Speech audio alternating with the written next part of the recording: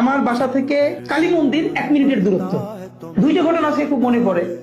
একটা মা বলেছে এবং পরবর্তীতে শুনেছি, যখন বাবরি মসজিদ হামলা হয়েছে ভারতে, তার রিয়াকশনে বাংলাদেশের কিছু মন্দিরে হামলার চেষ্টা হয়েছে, বিক্ষুব্ধ মানুষ।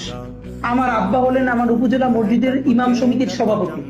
ইমামদেরকে নিয়ে কমিটি কইরা আব্বা রাতের পর রাত মন্দির পাহারা দিতেন। তিনি মনে করতেন যে জালেম না, তার বিরুদ্ধে জুলুম করাও আর একটা জালেম জুলুম। কারণ ভারতে যে বাবরি মসজিদ ভাঙছে সেই তো এখানে নাই, সুতরাং সেইটার প্রশ্ন এখানে মন্দির হামলা করা আর একটা জুলুম, জুলুমের বিপরীতে জুলুম করা যাবে না।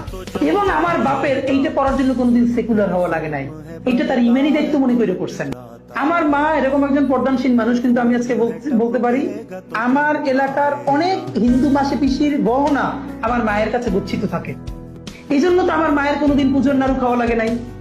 এই যে আমার মাকে এরকম করেই তারা সম্মান করে, আবার আমরা তাদেরকে তাদের মতো করে সম্মান করি। এবং দেখেন বাংলাদেশে কি পরিমাণ এইগুলো নতুন সাম্প্রদায়িক সম্প্রীতি ছড়ানোর জন্য করা হয়, যা জীবনে লাগে নাই। আমার বাসার 5 মিনিটের দূরত্বে মিনিমাম 5টা মন্দির। আজীবন দেখে বড় হয়েছি, যখনই মাগরিবের আজান পড়তো বা কোনো আজান পড়তো, ওই সময়টা অনার কইরা মন্দিরগুলো কিছুক্ষণ ঢাক বাজানো বন্ধ রাখতো।